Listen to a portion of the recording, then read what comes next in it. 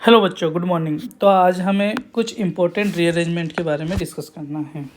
ठीक है, जैसे लोसन रीअरेंजमेंट हो गया, कर्टियस रिएक्शन हो गई, श्मिट रिएक्शन हो गई, बेकमैन रीअरेंजमेंट हो गया। इन सब के बारे में हमें पढ़ना है आज।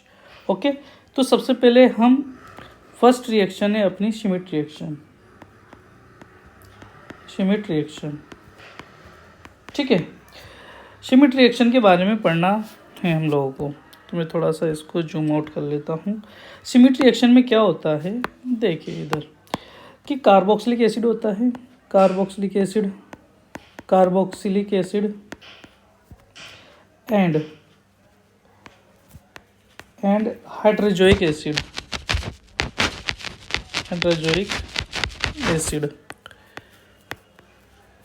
in presence of H2SO4, H2SO4 की प्रेजेंस में तो क्या मिलता है हमें मिलता है अमाइंस। ओके, अगर मैं आप लोगों को डायरेक्ट बताऊं कि यहाँ पर कार्बोक्सिलिक एसिड होता है RCOOH प्लस, हाइड्रोजोइक एसिड होता है, हाइड्रोजोइक एसिड क्या होता है N3H, इसको सही से लिख देते हैं N3H in presence of H2SO4। ठीक है, H2SO4 की प्रेजेंस में तो हमें मिल जाता है RNH2 अमाइन। ये कार्बोक्सिलिक एसिड हो गया, ये अमाइन हो गया, अमाइन। तो यही रिएक्शन क्या कहलाती है, श्मिट रिएक्शन। और साथ में बाय प्रोडक्ट मिलता है हमें CO2 प्लस N2, ये बाय प्रोडक्ट मिल जाते हैं। ओके, तो सबसे पहले बात आती है कि हम इसकी मैकेनिज्म क्या होगी और इसमें क्या इंटरमीडिएट बनेगा, इन सब के बारे में हम बात करेंगे। ओके, तो सबसे पहले हम देख लेते हैं कि इसकी मैकेनिज्म क्या होती है। तो मैकेनिज्म, यहाँ पर इसकी मैकेनिज्म के बारे में डिस्कस करेंगे हम लोग। तो मैकेनिज्म में देखिए, सबसे पहले हमने क्या लिया था, कार्बोक्सिलिक एसिड, इसको लेंगे, फिर हाइड्रोजोइक एसिड को लेंगे इन प्रेजेंस ऑफ H2SO4।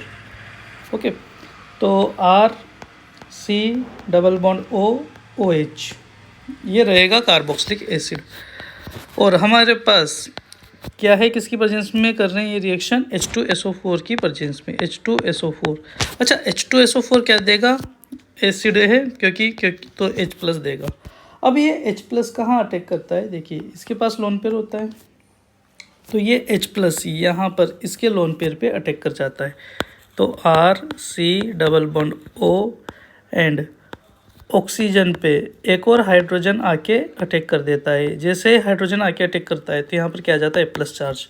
अब हम सभी जानते हैं कि ऑक्सीजन पे प्लस चार्ज अनस्टेबल होता है, ठीक है, तो ये लीव कर जाता है, वाटर का मॉलिक्यूल, एक वाटर का मॉलिक्यूल लीव कर जाता है और क्या बन जाता है यहाँ पर C≡O एंड यहाँ पर पॉजिटिव चार्ज कहाँ पर आ जाता है, आपकी बार कार्बन पे आ जाता है।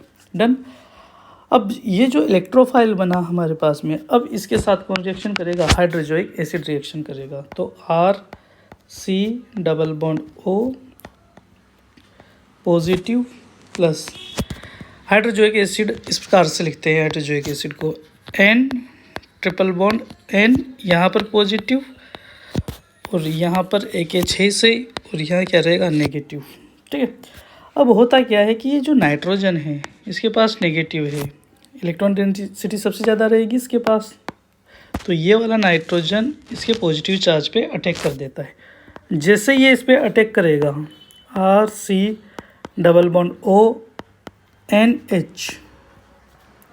एंड नाइट्रोजन नाइट्रोजन, इसके पास पॉजिटिव चार्ज था ही सही, इसके पास पॉजिटिव, इसके पास नेगेटिव, न्यूट्रल हो गया अभी ये।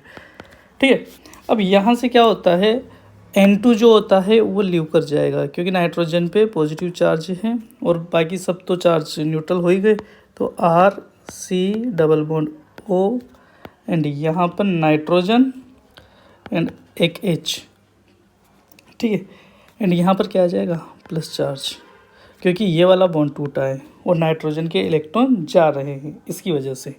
अब होता क्या है, यहाँ पर ये वाला बॉन्ड इधर आएगा, जैसे ही इस बॉन्ड के इलेक्ट्रॉन्स यहाँ पर आएंगे तो कार्बन के कितने बॉन्ड हो जाएंगे, 5 बॉन्ड हो जाएंगे, 5 बॉन्ड्स हो जाएंगे, जो कि पॉसिबल नहीं है। तो ये वाला जो R है वो कहाँ पर अटैक कर देता है, नाइट्रोजन पे।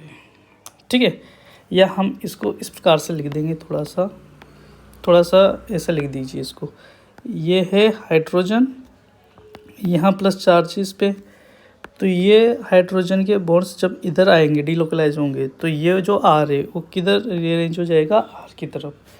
तो ये बन जाएगा रीअरेंज होके C double bond O double bond N R, ठीक है।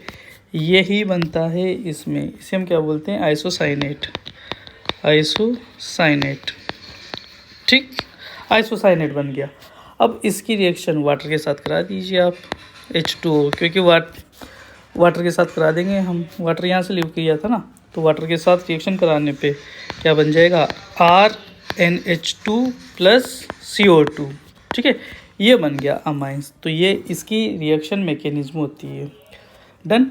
अब ये रिएक्शन आप डायरेक्ट भी बोल सकते हो कि यहाँ पर RN double bond carbon double bond oxygen, तो वाटर का अटैक किया तो ऑक्सीजन हाइड्रोजन हाइड्रोजन, ये बॉन्ड को काट दीजिए यहाँ से, डायरेक्ट कर लीजिए, ठीक है ना। तो यहाँ पर क्या बन जाएगा, ये तो CO2 बन जाएगा, ये RNH2 बन जाएगा। डायरेक्ट भी हम कर सकते हैं इसको। तो इसमें क्या बना, आइसोसाइनेट। डन। अब कुछ एग्जांपल्स और देख लेते हैं इसके अलावा एग्जांपल्स, ताकि आपको पिक्चर और ज़्यादा क्लियर हो जाए। तो ये है जैसे कि बेंजीन की रिंग CH2 COOH, यहाँ पर ये कार्बोक्सिलिक एसिड हो गया, प्लस हाइड्रोजोइक एसिड HN3, और अपन N3H भी लिखते हैं इसको। तो यहाँ पर क्या हो जाएगा, H2SO4। जब भी ये रिएक्शन गिवन हो तो हमें क्या कराना है, शिमिट रिएक्शन ही कराना है और प्राइमरी अमाइन। अच्छा, हमने यहाँ पर देखिए, आप लोगों को साफ साफ दिख रहा होगा कि कार्बोक्सिलिक एसिड था, ये वाला कार्बोक्सिलिक एसिड था। इसमें से कौन सा अमाइंस बन रहा था, ये CO2 निकल रहा था यहाँ से, ये वाला CO2 निकल गया, और क्या जोड़ देंगे अपन, NH2 जोड़ देंगे, ठीक है। तो डायरेक्ट आप ऐसे बना सकते हैं, कार्बोक्सिलिक एसिड का CO2 बाहर निकल गया और यहाँ पर क्या जोड़ देंगे, NH2। डन।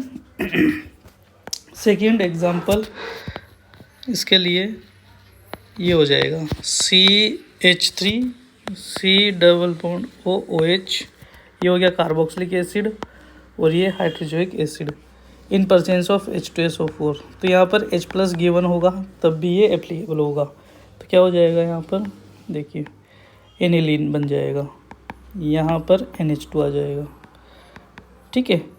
तो ये होती है शिमिट रिएक्शन। एक और एग्जांपल देख लेते हैं साथ के साथ हम, COOH plus hydrazoic acid NH3 N3H होता है, तो HN3 इन प्रेजेंस ऑफ ये H2SO4। तो यहाँ पर ये वाला बॉन्ड हटाओ और यहाँ पर क्या लगा देंगे, NH2 बस, ठीक है ना।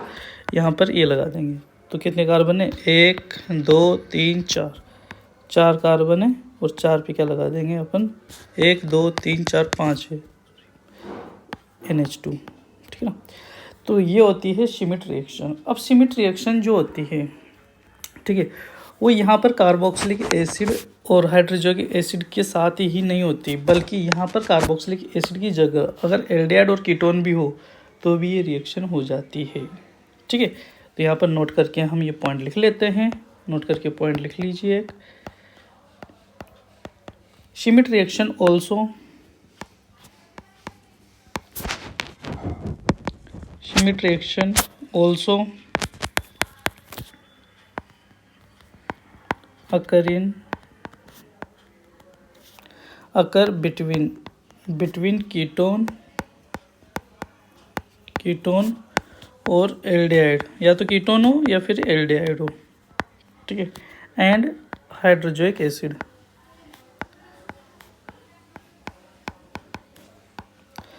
अगर यहाँ पर कार्बोक्सिलिक एसिड की जगह एल्डिहाइड और कीटोन भी हो ना, तो भी ये रिएक्शन हो जाती है, ठीक है। तो इसका एक एग्जांपल देख लेते हैं हम लोग कि किस प्रकार से रिएक्शन होती है। तो देखिए यहाँ पर RC double bond OR plus N3H gives H2SO4, ठीक। तो यहाँ पर लेकिन एक चीज़ याद रखना कि यहाँ पर जब कीटोन होगा, तो यहाँ पर क्या बनेगा, यहाँ बनेगा amide, C double bond ONHR, ठीक है, क्योंकि रीअरेंजमेंट इस आर का होगा।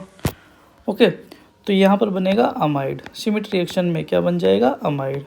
अगर मान लीजिए एल्डिहाइड है, जैसे कि ये तो कीटोन हो गया, ये ले लिया हमने एल्डिहाइड, तो एल्डिहाइड के केस में N3H, एल्डिहाइड के केस में क्या बन जाएगा?